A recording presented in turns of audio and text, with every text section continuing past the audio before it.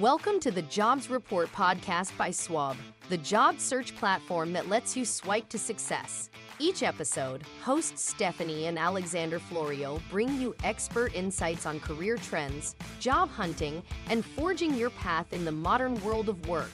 Your career success starts here, so let's dive in. Hey everyone, welcome to the Jobs Report podcast by Swob. Today, of course, given it's October, we're going to talk about some spooky truths when looking for a job and give you some tips on how you can overcome these spooky truths. So something I want to talk about that a lot of people don't know is your resume when you're applying to a job might not even be seen by a human. Yeah, that's right. True. So most of the times when you're applying to a job, your resume will probably go through what's called an applicant tracking system, otherwise known as an ATS. And an ATS filters your resume and then it gets sent to a human to review. So what are some things that you could do to make sure that your resume is being sent to the correct person? Or being sent to a person at all. Or being sent to a person at all, of course. Like, it doesn't even see a human when you apply to a job right away. So some things that we suggest is when you're applying to the job, tailor your resume to match the job description. So within the job description, there's keywords. And if you see the same word used a few times, that's a key indicator. Yeah, it's a light bulb moment for you to realize maybe I should be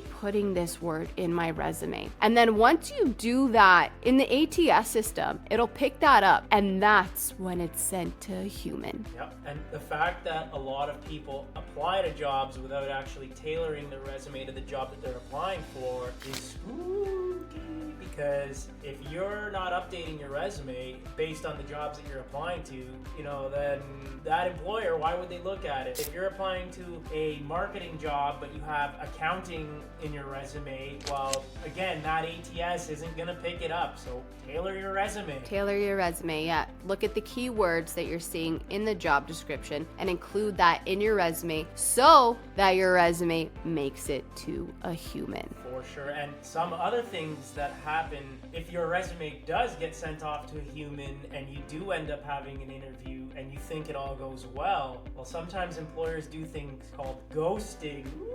And that's when you meet with an employer, or you have a conversation with one at least, and you think all went well, and then that employer just disappears and you never hear back from them. And unfortunately, I think a lot of the time, people who have a conversation, they feel optimistic and think the conversation went well, when in reality, a lot of times the employer won't even reach out back. And there's a lot of things that you can do to make sure that you're not one of the people getting ghosted.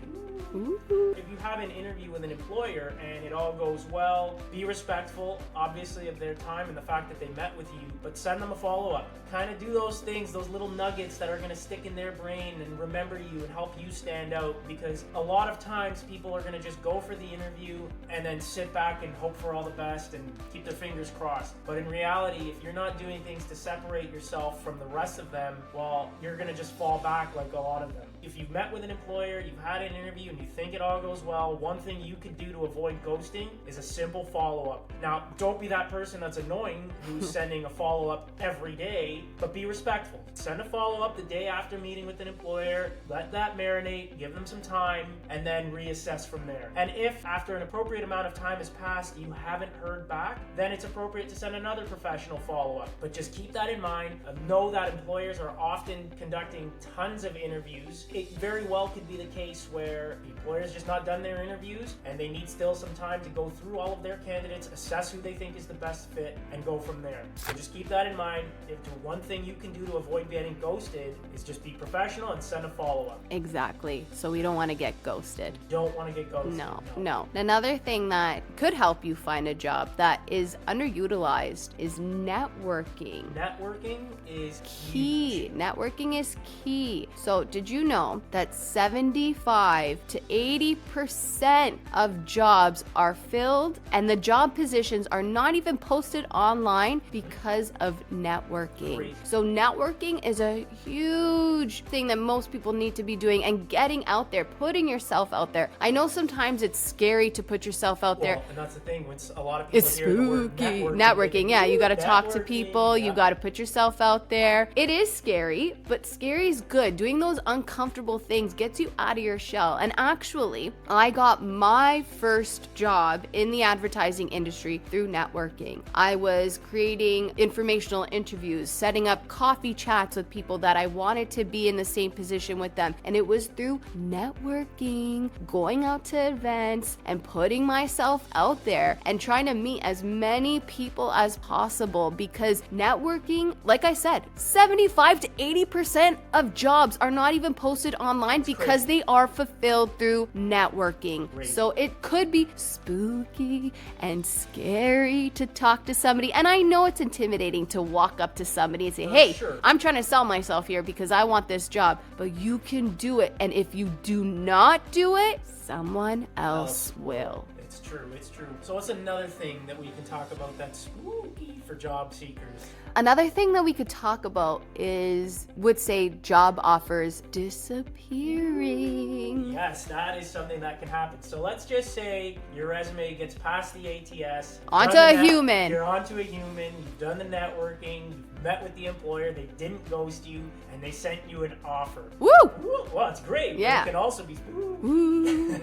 Because oftentimes a lot of job seekers will get an offer and then take their time and it's too much time. And there has to be an appropriate amount of time that you give the employer when receiving an offer. So if an employer does give you an offer, that's fantastic. That's what you want. But that employer, as quickly as they gave you an offer, they can pull that offer back. So there's so many things that you need to do when you get that offer, and you might think, oh, I guaranteed you got it. And yeah, it's a great first step, obviously, and it's the goal when applying to a job. But just remember, if you take too much time, they can always pull that offer back. And so a lot of times what happens is a candidate will get an offer, take a week or two, and then go back to that employer when that employer might have moved on. If you're ghosting the employer, then they're not going to respond to you, or that offer is going to go to somebody else. And a lot of times what happens is it'll narrow down 2 or 3 candidates, and then the employer will make their decision. If you're the number one candidate and they send an offer to you and you're not responding to them thinking that you got that job in the bag, well, guess what? They might go to the second best candidate that they met with. So that's something to keep in mind. Yeah. Now, I'm not saying don't take time to review the offer properly. You want to make sure you go through it properly, make sure all the expectations that you had discussed with that employer, but don't take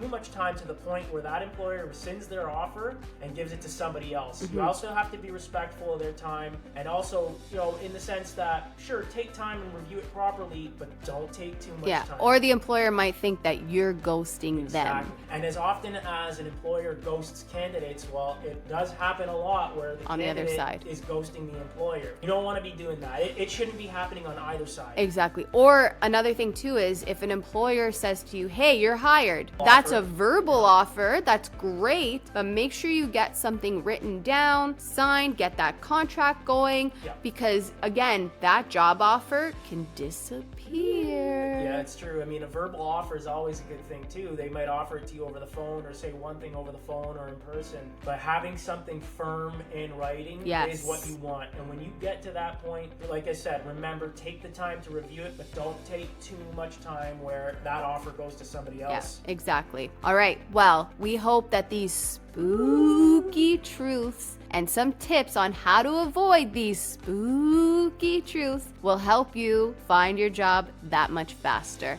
Thanks so much for listening to the Jobs Report podcast, and we'll see you soon. Take care. Bye.